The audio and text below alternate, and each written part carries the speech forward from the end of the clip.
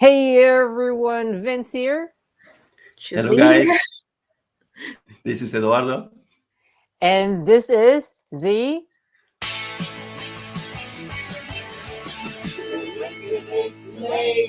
Light because we only have three people today. So we have me, myself, Julie, and Eduardo Lujan here, hermano, and we're gonna talk about the internet algorithm. So let's start off with the internet algorithm and what it is. Julie, could you please explain it to us in a succinctly? Yeah. Oh my god, I'm not. Yes, it's you. Oh my It's god, you. I'm It's not gonna be an you. expert on the algorithm thing. So I was. Oh, okay. Anyway, algorithm. As for my as long as I know that the algorithm is something that lead you, suggest the all kind of like-minded that is based on my preference or Google search, based on my Google search or something like that. They suggested similar content again and again, and then I think sometimes this is really convenient at that, but sometimes that I maybe it's a little danger. How do you know what I like? Something like that. I even though I'm not sure if I like it or not, but you already knew that I might like this. So yeah, sometimes it's very convenient to find a similar content without make an effort, but sometimes it feels a little bit scary. How do you know? So yeah. So Well, thank you. That well, was the internet algorithm. Basically, in a nutshell, it's the how you when you go to YouTube, you go to Facebook, you're presented with things that you want to be presented with, and that's it. It's driven by your clicks and stuff. Hermano, what do you think? well, the place I notice this algorithm the most is on YouTube because sometimes I remember a phrase you used, Vince, that is like get trapped in a rat. Like sometimes if you look for some type of videos, you will always have thousand of the same kind of content, and you like Hmm. get fed up, bored of watching the same, and it will be until you look for a different content, and maybe the algorithm is going to offer you new content. But to me, the experience in on YouTube is like that, like always the same content, and that the to me that the worst things there is that you don't get offered interesting things until you make an input to the algorithm, as I said, searching for new content. So the suggestion aren't like actually suggestions for new content, are just always the same things you already saw, as they continuously offer you the same kind of content. You are always watching the same channels, the same kind of videos. So that's to me the worst part of the algorithm, that sometimes gets you in a, I don't know, in a circle of uh, watching the same things and not finding new content. So I don't know, guys, what is your experience with this? When it comes to my experience, same thing. It's always been on YouTube, and it's always only because I watch a lot of YouTube videos when it comes to forms of entertainment, and just when I'm working, I prefer to listen to music on YouTube, and because I kind of feel like it's more updated than Spotify. I also do the same thing with Spotify. I actually listen to Spotify, and it just creates radio stations based on the songs that I feed it, or rather that I search on Spotify. But yeah, it's repetitive. It gets boring at times. So I don't know. It makes me want to switch it off altogether, and actually sometimes I want to just go into, or rather search for different things. Like there was one time I got fed up with listening to J-pop songs. So I started putting in Arabic songs. And for some reason, okay, so I was tricking the algorithm that I wanted Arabic songs. So for some, and then it gave me mixes of Arabic songs and Japanese. Like it got weird. It got weird, dude. It got weird. And then Yeah. there were also reggaetons. I also listened to reggaeton. So I heard some really wacky fusion between all those three between the three, and it was great. It was kind of great. It was a great experience, and so you just need to kind of trick it at times in order for you to Yeah. break out from the system. You So know, I have a different account mhm. that, for example, I was interested on learning how to draw, and I use a account that I look all these art channels and people that teach you how to draw characters and things like that. And I know when I log in that account, I'm going to have that kind of art channels. But in the main channel I use all the time, it is a like. It depends the last things I was interested in. And nowadays it is about microphones. I was talking with Vince before, and now if I open my YouTube channel, I'm going to see a lot of different reviews of microphones and and things about audio, and always depends the last thing I was searching. The interesting I just noticed here, so you guys would have at least two accounts, but I only have one account. So There it you is, go. I yeah. have like 4 or 6, I don't know. Oh Yeah, my me too. god! Yeah, me And then too. I think that is the main difference because I really hate to say that I'm become a kind of old school because I'm so sick and tired of the to having maintained more than two accounts is seems like too much for me. So wow, that is a little interesting difference because very energetic and then you can go venture to whole different kinds of things and then you have the energy to do that. So I am Yes, but it is just a matter of a click. You just change the account, and you don't have to like maintain an account. yeah, but And still, Yeah. it seems like too big for me, too much for me. That is a very interesting because when I was young, I never occurred to my mind. It's not too big, but getting old definitely seems like this. So. What are you talking about? You getting old? Definitely, I don't know. I'm I don't already know. old. definitely, I 35. 25. Yeah, you No, are 10 years more. 35. in Korean age. I'm 45, and then my kids say you are so old. I know it gets very offensive, huh? Our I kids get offensive. They will Yeah, get Mm. offensive. they feel like they call me sometimes granny. Okay, I'm granny. Like, Mm. Granny, wait till I won't feed you tonight. How about that? Okay. So, all right. So going back to the internet algorithm, I'm guessing that there are different types of internet algorithms out there, and one such algorithm is just the recommendations. Do you guys know of any other algorithms out there that you may have encountered? Okay, the advertisement. Okay. Sometimes Yes.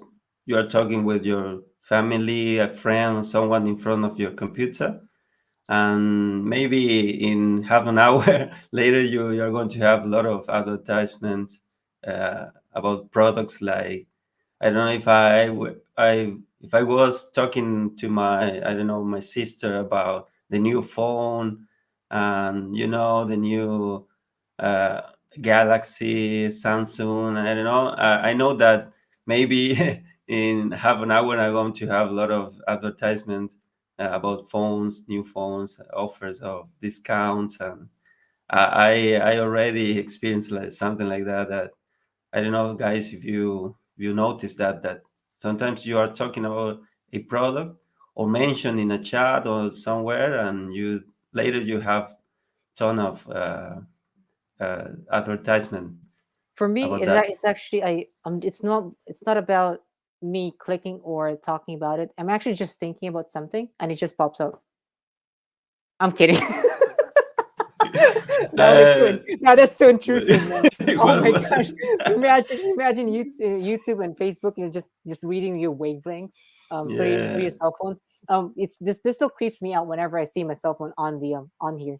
Because as you can Hmm. see that I've always thought that that was like the phone just listening to me and perhaps like even scanning my brain at this point because I'm on the phone a lot.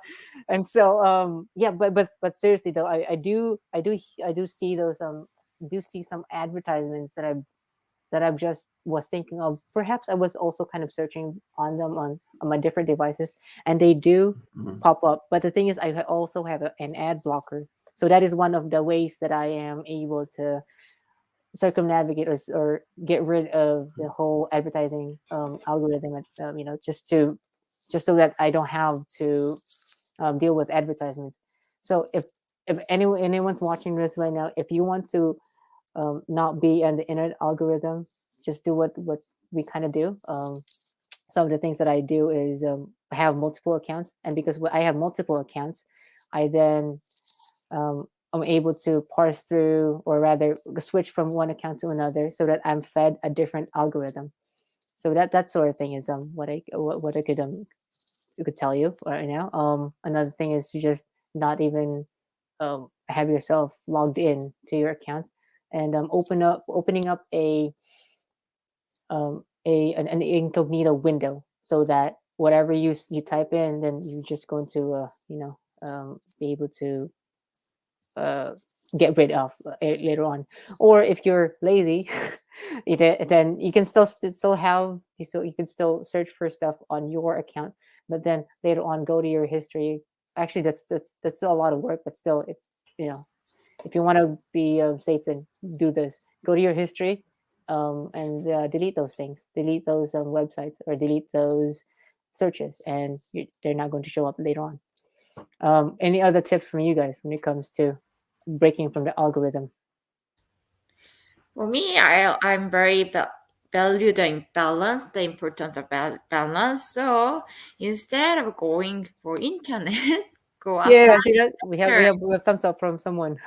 Uh, yeah, so for me, the go outside and feel the outside. I say, okay, algorithm really gives kind of comfort because, like I said before, the didn't make a many effort. I don't have to make an effort searching for the similar content, but why don't it's a I feel strongly believe internet is the world that we are actually living in. So why Mhm. don't we go outside and experience the whole world, real world, go to the library or take a work, something like that, meet up people instead going to the algorithm internet and then searching for having the algorithm though. I just wanna yeah, that is a little different approach from you guys. Maybe that's why I'm old school, getting old school definitely. Mhm. Well, Interesting. guys, I lived in the world before internet.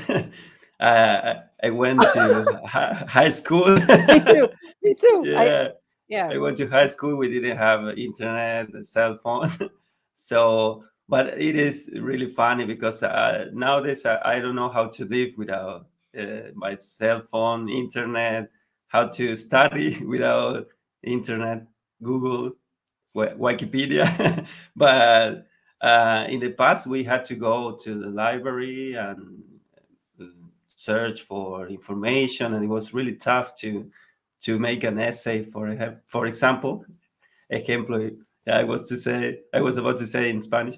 For example, you had to go in the past to the library, and it depend it was in the hands of the person. I don't know the name in English. The person The that is librarian. the librarian, and Okay. sometimes the librarian was good at doing the searching for you and suggesting you books and encyclopedias and things that could help you. But sometimes you found a librarian that they were kind of lazy, or they didn't know much about looking for information, and it was really tough to make something interesting in the past without internet. Nowadays you can look for a lot of information and have a lot of books to consult. And I don't know, nowadays is, if you know how to make the citations and how to use the information properly, you can make really good academical reports or essays. Nowadays Mhm. is different. I don't know if kids know that that today you have more things at your disposal than in the past. But I think that internet came to improve our lives. But well, sometimes we also abuse the use of internet, the time we spend using social media, and I don't know, just wasting time Yeah. online. hmm when it But comes to that, well, how I still also still remember my librarians because it was really hard to navigate the library, man. It's like remember those cards that had the DVD decimal system. I'm not sure what kind of decimal system or what kind of library system you had when you were growing up, but man, it was just those keywords were, I mean, they kind of were helpful, but it's not as easy to look for things. And so right now it's really easy for you to just surround yourselves with materials that you really want to mhm, see. But at the same time, you're also in a rut where you just keep on getting fed with the same thing, and you just get tired of them. How can you really sustain something like this for a long time and not, imagine me just eating, no, just eating a piece of, you know what, this is not good. I was about to show you a protein bar, and it's just a protein bar with just one flavor. Like how many days or how many months can you really stand just eating that same thing over and over again? But you definitely would want to crave for variety. And for me, variety means we're searching for new things, searching for new information. I'm not sure. Yeah, I just want to mention this person is laughing at me right now. um Muchur, I think this is Muchur. I think this is one of, I think this is Michelle. If Borgigan, I think this is Michelle. Anyway, hello Michelle, if hello, you're watching Michelle. right now. I Yeah, think you yeah, it is send. her, right? Yeah, if it person is you, Michelle, maybe we can invite you to Yeah, talk. maybe you can. Yeah, maybe you could You be in can, here. yeah, you can send us a message and Uh-huh. you can join us. Yes, Yeah, please. just can I just jump in here Yes. that Mm-hmm. you just mentioned that we can eat the same thing over and over again, Mm-hmm. but Yeah. the funny thing happened to me these days. Oh, why? I cannot live without rice, eating rice, not Oh, rice. I mean, rice The is thing is, different. Okay. yeah, that is a little the different, maybe different analogy, but there is a baby. So like, can we really baby? And then there is a movie, Old Boy.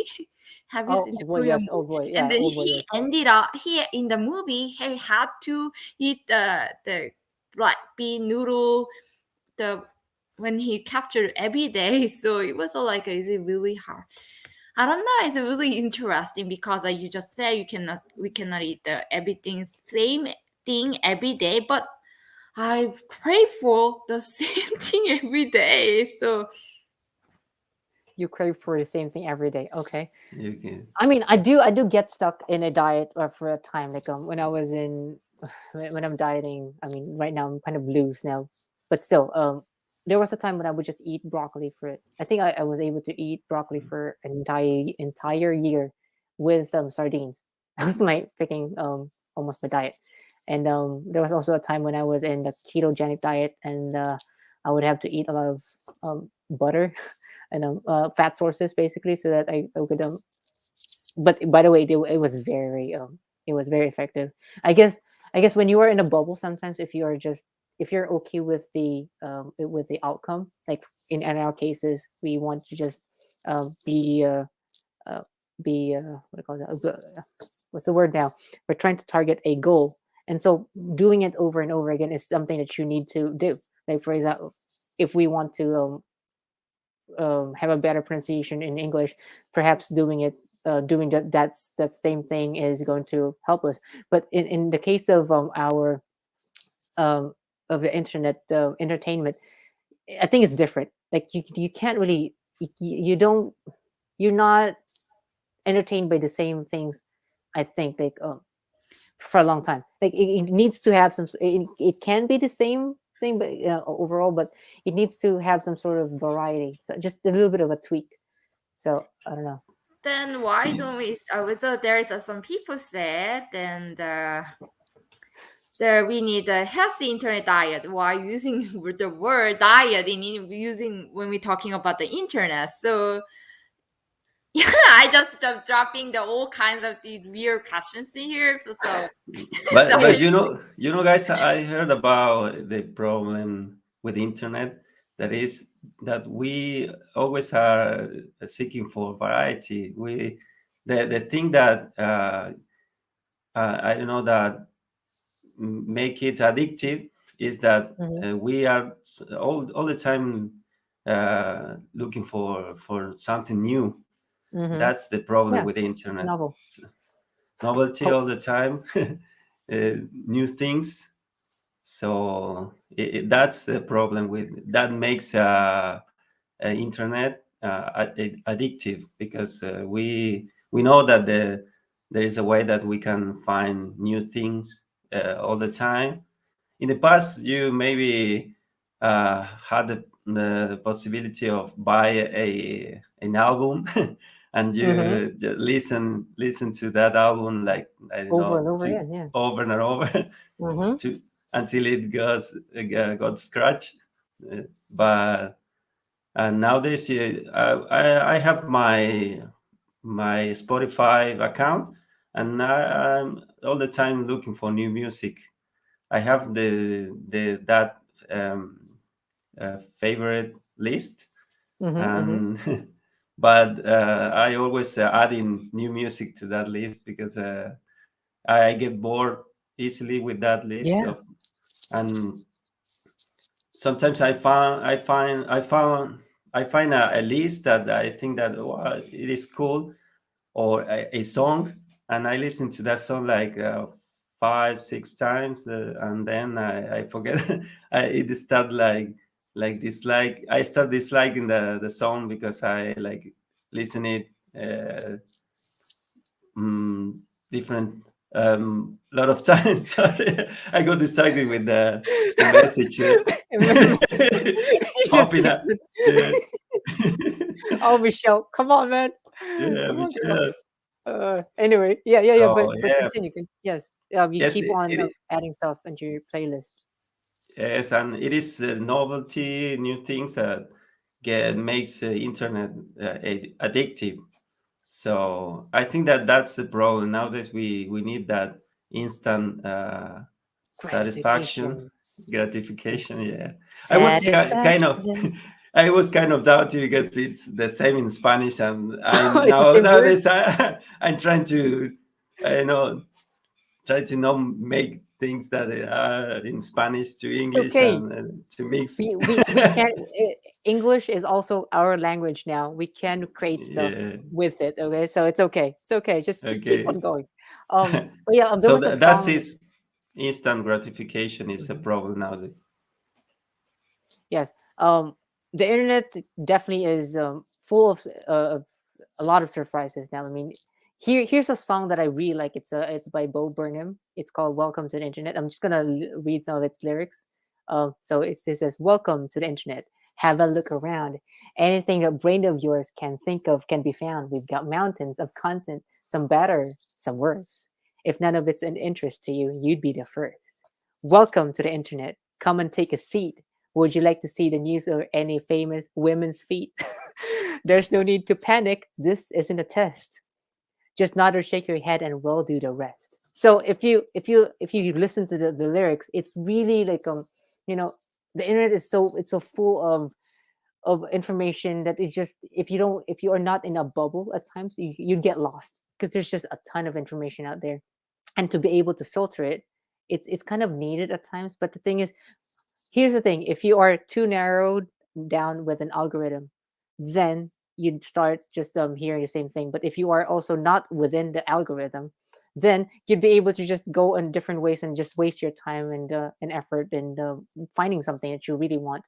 So where's the balance, right? So that's, I think, what we need is the balance between the two. So yeah. Yeah, I think that there are some tools that you can use for Hmm. I don't know, control your time, the time you spend in your phone, Hmm. looking, using internet. And I don't know if you felt that you were like spending too much time Yeah. in a platform. That, I, yeah, a platform, yes, definitely. I definitely do that with YouTube. I spend too much time watching stuff about polyglots and stuff. I should, when I really should be. Maybe that's why I'm not getting any traction with the languages that I am trying to be good at, because I just keep on watching polyglots talk about stuff that okay. this is how you do it. Hey guys, this is how you do it. This is how you do it. And I'm Yeah. not really doing it. But I mean, right now I'm kind of doing it now. Like what I'm doing is I record all of my practice and then just upload them on the internet. And if anyone wants to watch it, feel free to watch it. But I'm just making myself more accountable with my language learning. But I just wanted to mention this this comment right here. So there you go, your ukulele. So you better. Where's your ukulele, man? You, ukulele man. Anyway, can I? Anyway, yeah, but go ahead, Julie. So Go. can I add something? I just another question to raise. Yes, Because please. while listening to you guys, and then I think Mhm. about there is a book smart and the street smart, and then do we have another word, internet smart? What do you think? Internet smart, the bit that try to tricking the internet and the Uh, beating the algorithm. that's an interesting notion, actually, and it's really interesting because if there, yeah, because traditionally we had books, we had magazines, we had print materials in order for us to educate ourselves, and we also had the streets in order for us to just interact with people. But now that, especially that we are in quarantine, it's the internet that we tread every single day. And so yes, internet smart perhaps is something, and you heard it here first, folks, by Julie. Internet smart, are you internet smart, everyone? So there you Internet go. smart. So yeah, maybe this concept has always been there, but it's just today that Julie has coined this term. I think, yeah. For me, internet smartness or internet intelligence, or being able to curate the information that I encounter on the internet, is, I think, really part of our critical thinking skills. And Yeah. if you've heard of Snopes.com, that's a website where you can look for like for some certain information you want to double check your facts. You can do that. You can also do that independently by going into different sites and searching for the differences. And I heard, or rather read earlier, about Google's. There is an algorithm that Google is trying to create, and it has to do with, I lost the link right now, but they're trying to make Yeah. sure that every single fact that they present to people are great, are good. Well, They're trying to fact check yeah. their information now.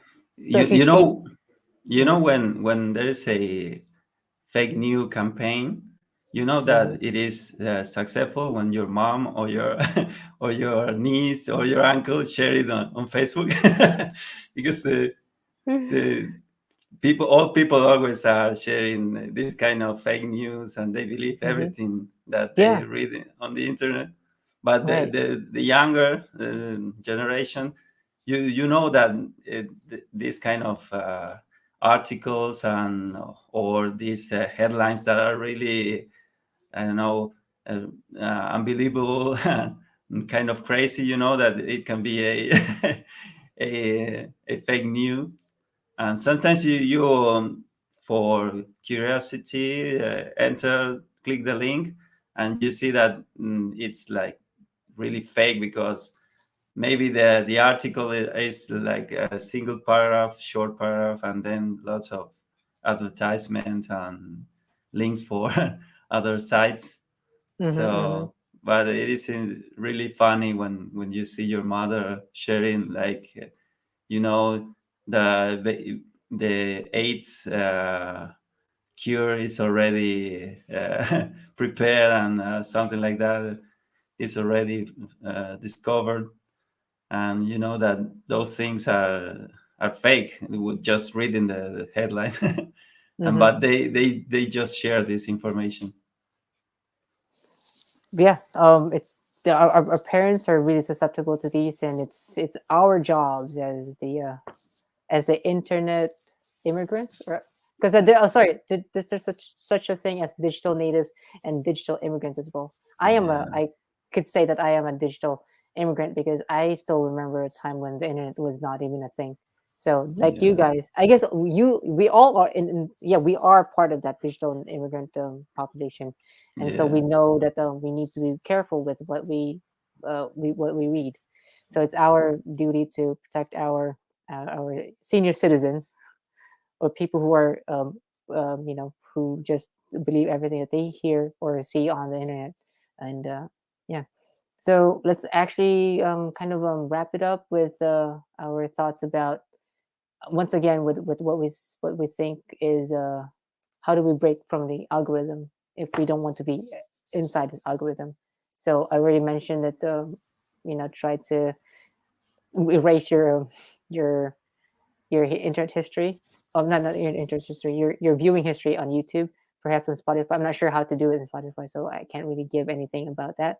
Another thing is would be to just have multiple accounts. Just like, just like what you do, hermano. I also do have a lot of multiple accounts, and yeah, a lot to the point where when I go to each account, it's a different ecosystem of videos. yeah. You Anything know, you would like to? another suggestion could be try to feed the algorithm with things you want, new thing. Try to look for new information or new topics you are interested in, and feed the algorithm with this new. Try to look for new things, because n- nowadays you know that the algorithm is like a repetitive, like, so if you want to break this pattern, you have to feed the algorithm with new, at least making new search, new with new topics, or looking for different content. Because I remember at the when I was starting learning English, Mm-hmm. like in 2016, uh, Mm-hmm.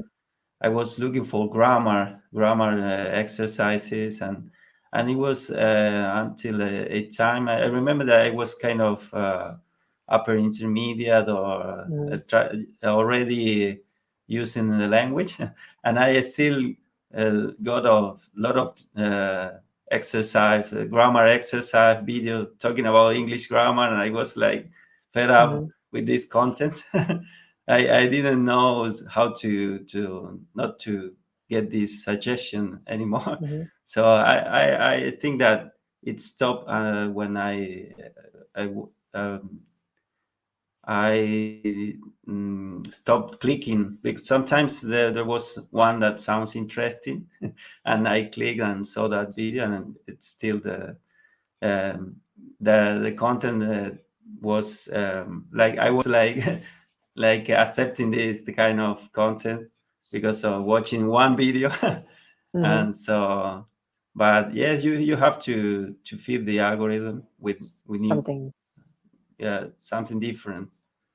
Oh, I mean, sorry, something different. That's what I was trying to say. Yeah, Oh, another thing that is to if they ask for your suggestions, do do say something about them. Like there would be a pop up sometimes on YouTube where it would ask me, "Are you do you like this? Did you like this video?" And I'm like, "Wait, I don't even recall watching this video." So I am being truthful. I would say that I've never seen this video, or if I've seen it, I would say no, I don't want to watch this because I've already seen it.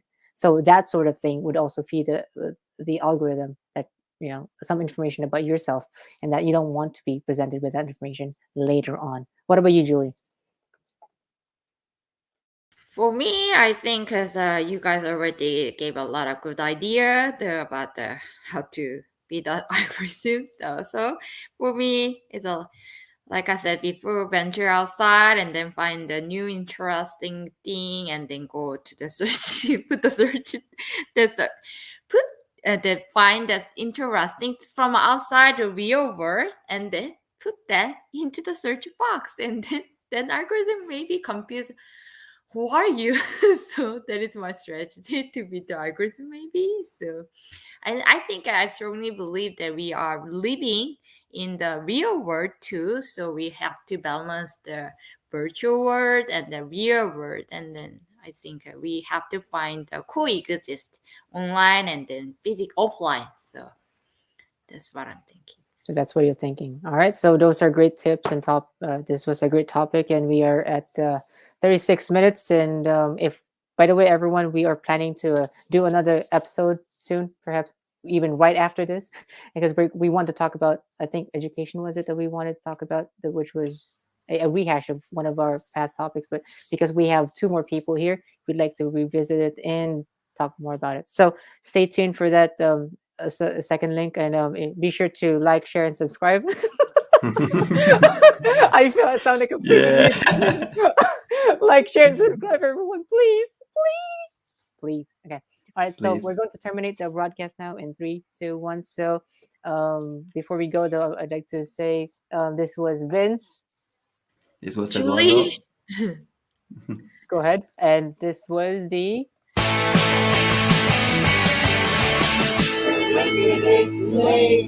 Lite. See you guys. Bye. Bye.